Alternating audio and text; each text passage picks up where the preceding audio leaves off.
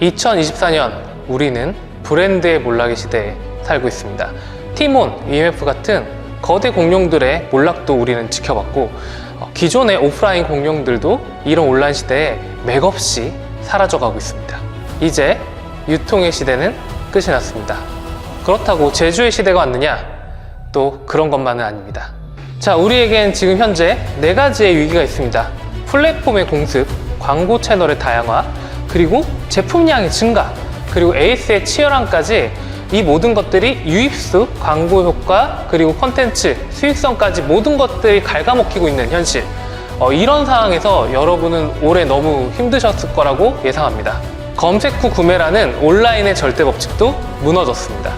이러한 시대, 머니 컨텐츠가 발견한 단 하나의 성공의 길은 광고가 상품이 되고 상품은 컨텐츠가 되는 삼위일체의 법칙입니다. 즉, 컨텐츠, 임팩트, 브랜드가 서로 엮여서 각 플랫폼들이 팔고 싶어하는 컨텐츠이자 상품이자 광고 자체가 됐을 때 여러분은 성공을 위해 다가갈 수가 있습니다.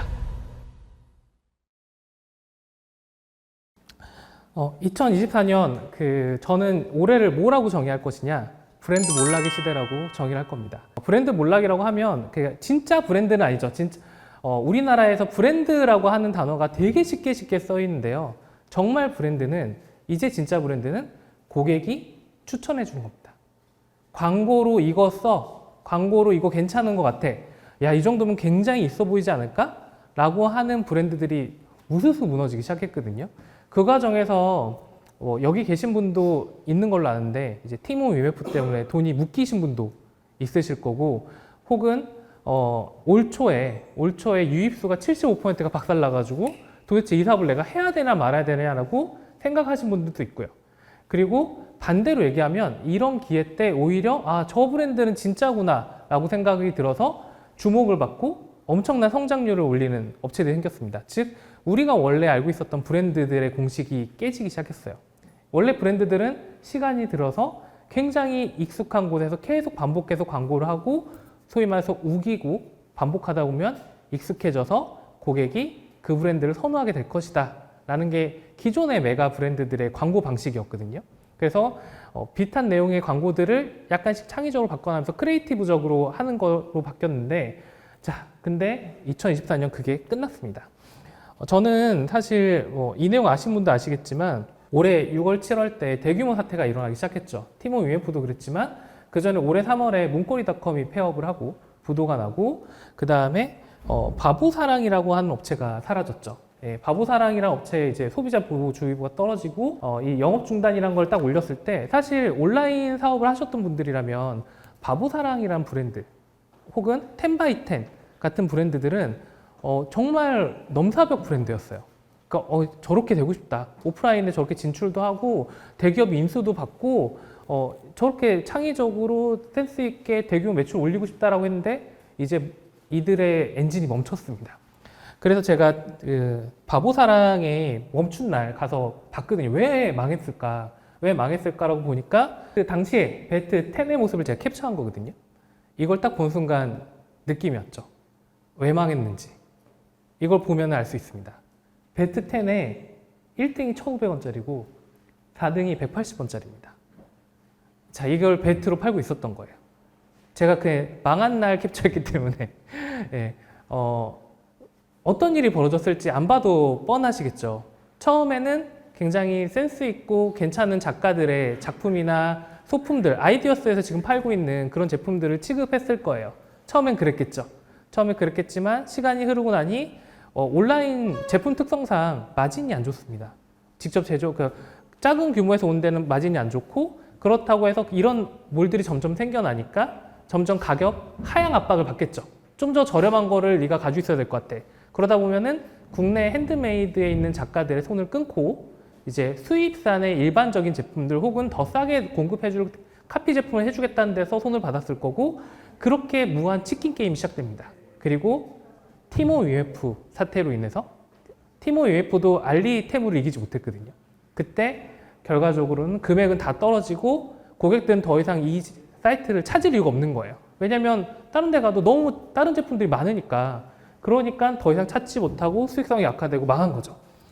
저는 이거를 보면서 이 사태가 여기만 일어난 게 아닙니다. 텐바이텐도 작년에 인수된 거 혹시 아시나요? 텐바이텐.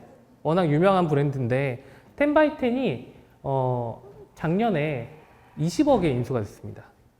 정말 헐값이라고 할 수 있습니다. 한 업체가 누구냐면 아이디어스예요. 이게 좀 묘하게 바뀌었어요. 옛날에는 플랫폼이 벤더를 선택하는 거였잖아요. 그러니까 플랫폼에 입점을 해주는 거 그게 은혜고, 근데 이제는 제조사가 유통 플랫폼을 사들이는 세계가 돼버린 거죠. 저는 이걸 뭐라고 얘기하냐면 유통은 끝났다라고 얘기합니다. 여기 계신 대부분의 분들이 사실은 거의 대부분 제조를 하고 계실 거예요. 원래 온라인 딱 2021년만 해도 무슨 얘기가 있었죠? 도매물 그냥 쫙 오픈해가지고 너도 창업할 수 있어, 월 1,000 벌 수 있어 이랬는데 그분들 지금 제가 볼 때 한 명도 안 살아남았을 거예요. 끝난 거죠. 예, 끝났습니다. 그래서 온라인은 더 이상 신규 창업자가 없어요. 그리고 이 텐바이텐과 이제 바보사랑 같은 업체가 왜 망했는가? 왜 망했을까? 그런데 어이없는 데서 경쟁사들이 튀어나오기 시작합니다. 예를 들자면 텐바이텐과 바보사랑의 경쟁사는 에이블리였습니다. 에이블리에서 문구를 취급하기 시작했거든요. 에이블리는 당일 배송되고 무료 배송되죠. 쿠팡도 마찬가지고, 즉 우리가 원래 알고 있었던 질서는 고객들이 필요하면 검색을 할 거야, 아니면은 배너 광고를 보고 이 문구 다이어리 리운 다이어리 좋은데 하고 살 거야. 실제로 상위 노출하는 스토어들도 올해 완전히 죽습니다. 왜? 검색 후 구매를 안 하니까. 사람들이 검색하기 전에 플랫폼에서 제안한 걸 덥석 잡아버리니까. 이해가 되시죠? 지능적 광고에 의해서 덥석 잡아버리니까 더 이상 검색 후 광고가 날아가기 시작했죠. 퍼포먼스 마케팅도 이제 안 통해. 페북에서 막 샤워물로 한강물로 막 감고 이래도 사람들이 어쩔 건데, 그런 유사한 제품들이 너무 많다는 거죠. 이런 퍼포먼스 마케팅 같은 경우에는 문제가 뭐였냐면 일단 광고비가 굉장히 비쌉니다. 얘네가 보통 10배 떼기를 하거든요. 보통 제품 10,000원에 사면 원가가 1,000원 정도로 구성이 돼야지만 광고를 버틸 수가 있어요. 그러다 보니까 무슨 문제가 있냐면 제품의 질이 좋을 리가 없죠. 그러다 보니까 사람들이 재구매가 안 일어납니다. 웬만해서는. 물론 여기에서 유일하게 재구매가 일어났던 제품 중에 하나가 이제 필터 샤워기 정도. 그때 당시에 기생충 나오고 막 이래가지고 대세를 타면서 점점 대세가 된 몇몇 아이템은 있지만 대부분 제품들은 한번 사보고 아르르 방석 79,000원짜리 한번 사보고 이거 그냥 다이소에서 파는 방석이 더 낫지 않나? 라는 생각을 하게 되는 거죠. 그러다 보니까 광고를 끊어버리는 순간 일시적으로 광고를 끊어버리면 그냥 매출이 사라져버린 거예요. 이 마케팅은 그런 식으로 진행이 됐었던 거죠. 그래서 이제 온라인 브랜드는 일단 무슨 일이 벌어졌냐면 일단 뭐가 떴다 그러면 미친 속도로 벤치마킹이 들어오기 시작합니다. 올해 1년 괜찮네 하는 순간 뒤돌아보면 비슷한 제품들이 쏟아지고 있어요. 일시적으로 광고를 해서 내가 뭘 띄웠어. 띄운 데는 성공했어. 와디즈에서 펀딩 한번 하는데 성공했어. 그 다음에 없어. 이슈는 점점 약해지는데 상시 판매할 수 있는 방법이 없어. 그 다음에 사실 온라인의 가장 큰 경쟁사는 다이소입니다. 다이소 가면 다 있거든. 다이소가 미친 듯이 빨리 만들어요. 무언가 인터넷에 뜨잖아요. 그러면 거치대 못 떴다 그러면 거치대 만들어가지고 2,000원 팔아치고 3,000원 팔아치고 이러니까 우리나라가 이제 그런 얘기가 있어요. 알리테무가 올해 5월에 엄청 거세게 광고전을 했잖아요. 지금도 하고 있긴 한데 근데 일정 이상의 비율로 안 올라가요. 7% 이상으로 안 올라가거든요. 그 이유가 뭐냐? 다이소 때문이라는 얘기가 맞습니다. 알리에서 사느니 다이소 사는 게 낫다 라고 할 정도로 오프라인 애들도 되고 있죠. 자, 그러면 지금 온라인 사업을 하신 분들은 사실 굉장히 막막한 상황이에요. 굉장히 막막하고 기존에 내가 배웠던 1인 창업해가지고 내가 이렇게 온라인 상세 페이지 만들고 고객 응대만 잘해도 괜찮지 않을까라고 했었던 법칙이 깨져나가기 시작하죠. 가발 쓰고 이렇게 막 퍼포먼스도 하고 해야 되잖아요. 그렇게 안 하면 거기 기획 전에 다 집어넣어야 되고 나가서 홍보도 해야지. 내가 이거 처음에 이런 꿈을 꾸고 사업을 시작하셨나요? 편하게 좀 온라인을 팔면 쉽고 수익도 괜찮고 그렇게 생각했는데 지금 다들 광고 기획을 지금 생각하고 있어. 그렇잖아요. 저희도 아까 전에 시작하기 전에 영상을 저희가 그런 걸 찍고 있을 줄 몰랐어요.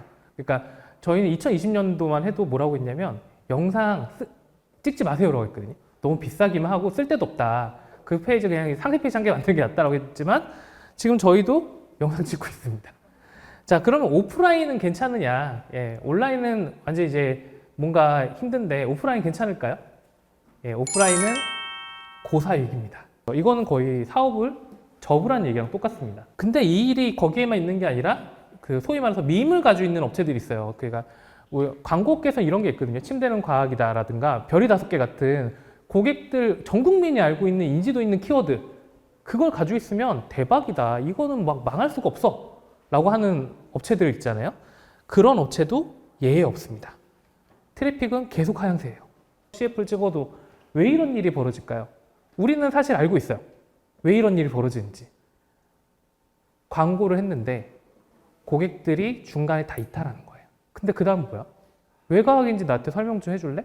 그 과학적 생활을 하고 있는 고객들을 좀 얘기를 좀 들려주지 않을래? 유튜브 검색했을 때 침대로 과학을 증명하고 있는 사람들이 누가 있는데 그리고 그 과학이 내 숙면에 뭐가 도움이 되는 건데? 라고 했을 때 영업사원에게 물어보세요라고 얘기합니다. 백화점 가서 누워보세요라고 얘기하거든요. 거기까지 안 가는 거예요. 그러니까 오프라인의 원래의 법칙은 광고 때리고 매장 쫙 깔아두면 근처 가서 체험하면 산다였단 말이에요. 거기서 좀 깎아주고 막 이러면. 근데 일단 매장을 안 가. 왜냐하면 중간이 너무 비었으니까. 굉장히 열심히 하는데도 불구하고 매출이 떨어지고 있고요. 백약이 무효인데 과거에 이제 팔던 방식들이 이제 없어지기 시작했어요. 근데 그건 온라인도 마찬가지가 됐고요. 이런 일이 왜 벌어지고 있느냐? 올해 내내 나왔던 뉴스들이 뭐예요? 이마트 위기다. 롯데케미컬 위기다. 뭐 다 위기라. 네이버 왜 이럴까? 이러자. 맨날 그 얘기가 나왔잖아요. 이 얘기가 뭐냐? 자, 고객들이 글로벌해지기 시작했어요. 자, 이게 무슨 일이 벌어졌냐면 옛날에는 한국 시장에서 우리 좋아요. 우리는 꽤 괜찮은 어깨 있는 너희 몰랐을 뿐인데 우리 좀 어깨뽕 있는 데야. 우리 오래됐어. 우리 너희는 몰랐지만 우리가 식기건조대에서 짱이야. 라고 얘기하면 믿어줬는데 이제 안 믿어요. 그렇지 않나요? 여러분도 안 믿죠? 우기네 정도로 생각하는 거예요. 우기네. 그러니까 그리고 이마트에서도 안 믿기 시작해. 이마트가 최저가라고 생각하는 사람 있나요? 없어요. 그러니까 이마트가 흔들리는 거. 왜냐면 집에 빨리 들어온 쿠팡이라든가 코트코 같은 소위 말해서 진짜로 싼 데들이 있으니까. 그리고 그것들을 고객들이 어떻게 하느냐? 정보 유통을 시키기 시작했어요. 고객들이 야 여기 싸더라. 요거 괜찮더라. 야 요거 한번 써봐. 요거 특이한데? 고객들이 오히려 추천을 해주고 고객들끼리 이렇게 추천하면서 정작 광고업체들이라든가 회사가 하고 있는 광고들을 믿지 않기 시작했고 그러다 보니까 광고가 아예 효과가 없어지는 시대가 되기 시작한 거죠. 그리고 이제 알리테무가 들어오기 시작하면서 기본적으로 알리테무를 한번 쓱 지나가고 오잖아요. 우리 한번. 그러다 보니까 진정한 세계가 됐어요. 이게 무슨 얘기냐면 옛날에는 국내 경쟁사랑만 싸우면 됐거든요. 지금은 세계의 경쟁사랑 싸워야 돼요. 제품이 진짜가 아니면 안 통합니다. 반대로 얘기할까요? 제품이 전 세계에서도 경쟁력이 있고 특이하고 유니크하잖아요. 광고를 적게 해도 잘 팔려요. 여기 오신 르무통처럼. 진짜는 달라요. 진짜를 보는 눈이 생긴 거죠. 그러니까 나이키라든가 뭐 이런 제품들은 위기라고 생각하고 그냥 허세 가득한 브랜드들의 장막들이 사라지고 있다. 이미 시간도 있고 돈도 많은 사람들이 쇼핑몰에 들어오고 있기 때문에 그 사람들은 설득시켜서 이런 프리미엄 구스, 신혼의 여신 해변나라고 해서 컨텐츠를 몰빵시켜서 100만 원짜리를 팔 수 있게끔 세팅을 해보고 또 쿠팡에서는 베개 같은 게 잘 나가니까 그래서 구스의 늪이라는 이름을 붙인 다음에 이제 1위까지 올라가셨고 그 다음에 시베리아 북극곰 구스 같은 경우에는 라이브 커머스로 스토리를 잘 만들어 놨기 때문에 라이브 커머스에서 뭐 일 3천만 원씩 팔아치고 지금은 더 파시지 않나요? 제품군을 마켓들마다 나눠 놓은 거예요. 나눠 놔서 전략 제품들을 거기에 세팅을 해놓고 그 세팅들을 모아놨더니만 연 80억 이상의 온라인 매출이 일어나게 된 거죠. 자, 이런 브랜드가 있다. 아, 마켓이 세분화되니까 그 마켓의 취향에 맞는 전용 제품들, 어울리는 제품들을 세팅을 해가지고 보내는 게 매출을 끌어올 수 있는 방법이 돼 있구나. 왜냐, 내 마켓은 줄어들고 있잖아요. 스마트폰은 줄어들고 있는데 이거 줄어든다면 그냥 계속 갇혀서 고사되는 게 아니라 오히려 확장하고 강해지는 마켓에다 그 성향에 맞춘 제품을 진열하는 것. 에싸 같은 업체도 굉장히 잘하고 있습니다. 최근에 역선장을 해가지고 1,000억대를 넘는 매출을 일으키기 시작했는데 물론 뭐 박서준도 쓰고 그렇게 해서 잘 나간 거 아니야 라고 할 수 있지만 에싸는 왜 올라가냐? S사는 아까 전에 얘기했던 그 중간이 있어요.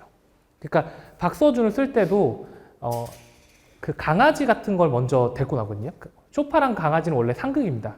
쇼파 광고에는 절대 강아지가 나오면 안 돼요. 왜냐면 긁어버리고 에이스 거리 만들어버리니까. 근데 S사 같은 경우는 오히려 외면받았던 고객들, 강아지 정도 키우는 고객들이 우리 주요 고객들일 텐데 아파트에서 그런 고객들한테 페터뷰라는 컨텐츠를 만든다거나 박서준이 강아지랑 이렇게 놀면서 막 긁어도 괜찮다는 식으로 마케팅을 하고 거기에 집중한 광고를 때리니까 강아지를 가지고 있었던 어떻게 보면 불쌍한 고객들이 마음이 동하기 시작한 거예요. 오, 저건 괜찮아. 그리고 또 들어갔더니 페터뷰라고 해가지고 고객들의 이야기들을 유튜브에 쫙 올려놓거든요. 하나같이 강아지가 나와요. 강아지랑 같이 살고 있고 여유 있어 보이고 예뻐 보이는 집에서 이렇게 써도 예쁘겠네 하니까 S사 쇼파를 300만 원, 400만 원 주고도 사는 거죠. 그러니까 그 중간을 채워놔서 S사는 잘 되고 성장을 하고 있습니다. 자, 그래서 이런 것들 보면서 어떻게 하면은 진짜가 될 수 있을까? 어떻게 하면 고객이 고객한테 추천할 수 있는 제품성을 확보할 수 있거나 고객이 저희는 그것까지 바라지 않아요. 너무 재밌어가지고 막 유튜브 막 흐름 타가지고 와 진짜 뭐 커뮤니티에 올라오는 그런 게시물까지는 저는 그건 천재의 영역이라고 생각을 합니다. 그런 것들은 못하는 거죠. 다만 그걸 잘 맞췄을 때는 굉장히 성장을 하더라. 올해가 아니라 그 이후에도 엄청난 기회가 오기 시작하는 게 위기랑 기회는 항상 같이 있다고 말씀을 드리는데 그런 일이 벌어지고 있다는 거죠. 그래서 작년에 저희가 작년 세미나에서는 어떤 주제를 했었냐, 온라인 포밍이라고 하는 주제로 비슷한 날짜에 이런 얘기를 했었어요. 기억나시나요 혹시? 온라인 포밍이 뭐냐면 이제는 온 오프라인이 합쳐져 가지고 오프라인에서 기대했었던 모든 컨텐츠를 온라인에서 이제 보길 원할 것이다. 즉 고객들이 만지지 않아도 구스에 누운 것처럼 느껴지지 않게 하지 않으면 팔기 힘들다. 그래서 그걸 저희가 온라인 포밍, 즉 테라포밍이란 단어를 변형해서 온라인 포밍이란 단어를 썼었고요. 그 이유가 뭔가를 봤더니만 여기가 도와드림의 신혼구스 페이지거든요. 그럭저럭한 이미지는 한 개 갖다 놓고 있고 그 다음에 중간에 이제 실제 신혼 부부들의 이야기들을 담기 시작했어요. 물론 상세 페이지도 만들었지만 이 컨텐츠가 미친 활약을 하기 시작합니다. 이 컨텐츠가. 왜냐면 그냥 있어 보이는 데서 보통 그냥 가서 만져보고 좋다 상담받고 샀는데 요즘에는 고객들이 나도 저렇게 살고 싶어. 야, 너무 풋풋한데? 어떻게 보면 프리미엄 브랜드들은 이런 이미지를 너무 싫어했을 수도 있어요. 너무 싫어하고 그냥 뭐 우리 급이 안 맞는데 라고 생각할 수 있지만 실제 사랑스럽게 웃고 행복해하는 얼굴들이 나오기 시작하고 오늘도 안녕히 보세요. 그래서 이제 소위 말해서 온라인 포밍을 시도하는 업체들이 이제 프리미엄 브랜드들도 치고 때리기 시작한 거죠. 자, 이 내용은 이제 작년과 이어지는 내용인데 그걸 누가 또 하고 있냐면 방금 전에 얘기했던 S사라고 하는 브랜드들도 열심히 컨텐츠를 만들고 있습니다. 이 컨텐츠들이 옛날에는 그냥 가구 매장 와가지고 그냥 앉아보세요, 뭐 얼마 할인해 드릴게요. 이게 대부분 가구업체의 공식이었다면 그 사이에 이런 랜선 집들이라든가 이런 컨텐츠를 계속 쌓아서 소위 말해서 커뮤니케이션의 간극을 꽉꽉 채워요. 유튜브라든가 쇼핑몰이라든가 다양한 채널에서. 그러다 보니까 에이스 침대 매장을 안 가도 S사는 내가 가보지 않아도 앉아본 것 같고 그냥 예쁜 것 같고 강아지한테도 강한 것 같고 이런 인식을 갖게 해서 그 매장에 갔고 결과적으로는 자코모를 이기는 S사가 돼버린 거죠. 작년에 얘기를 잠깐 리바이벌 하고 있는데 약간 예시를 한 개 더 드리면 이거를 보면서 놀랬던 현대차들도 이렇게 현대자동차도 이 일을 하고 있었거든요. 소리라든가 화면 아주 사소한 영상들을 엄청 많이 찍기 시작했고 결과적으로는 현대자동차는 고객들이 신차가 나오면은 매장에 가지 않고도 이미 타본 것 같은 이제 상상이 들고 근데 그걸 요즘 누가 제일 잘하고 있는지 아세요? 요즘에 기름집, 치킨집인데 그냥 장사가 잘 안 돼가지고 그냥 맨날 기름통 씻은 사진을 인스타에 올렸대요. 맨날. 그리고 어떤 유저가 그걸 보고 와 여기 진짜 깨끗하게 장사하네 라고 해서 매출이 터지기 시작했다는 거죠. 옛날에는 치킨집 잘하려면 어떻게 해야 돼요? 그냥 전단지 뿌리고 매장 좋은 데 하고 좋은 프랜차이즈 하고 뭐 이래야 되는데 이제는 이런 사소한 컨텐츠 있잖아요. 남들이 안 하는 짓, 남들이 원했지만 절대 기성 브랜드에 보여주지 않는 것들 이런 것들이 이제는 오히려 마케팅 포인트가 되기 시작한 거예요. 그러니까 즉 온라인의 홍보 수단으로 아주 화려한 광고라든가 센스 넘치는 마케팅 문구가 아니라 오프라인에서 벌어지고 있는 일들을 찍어서 올리면 온라인에 광고가 되더라는 거죠. 그러니까 무슨 얘기냐? 온라인 광고하려고 오프라인 매장을 일부러 열기도 하고요. 그리고 그 매장은 판매를 목적이 아니라 고객들한테 우리가 이런 곳을 운영하고 있다. 그러니까 우리의 제품들이 훨씬 깨끗하고 너가 받는 제품들이 훨씬 더 좋아질 거라는 거를 어필하는 공간으로 찍고 혹은 고객들이 왔을 때 인증샷 찍고 뭐 이런 것들을 하는 장소들을 이제 그런 것들이 섞이는 거를 고려를 해야지만 이제는 소위 말해서 이제 광고를 하게 되는 거죠. 르무톤 같은 경우도 온오프라인이 결합된 형태의 마케팅을 하고 있는 거죠. 온라인에서 구매를 한 고객들이 오프라인에서 인증샷을 찍으라는 걸 유도해주고 그래서 오프라인에 있는 인증샷들이 다시 또 온라인의 매출을 끌어올리게 하고 그러니까 이제는 고객 그냥 마케팅에서 팔고 끝이 아니라 이것들로 해서 고객의 반응을 끌어내지 못하면 브랜드로서 생명력이 없어져요. 이걸 반드시 가져가야겠다라는 생각이 들기 시작합니다.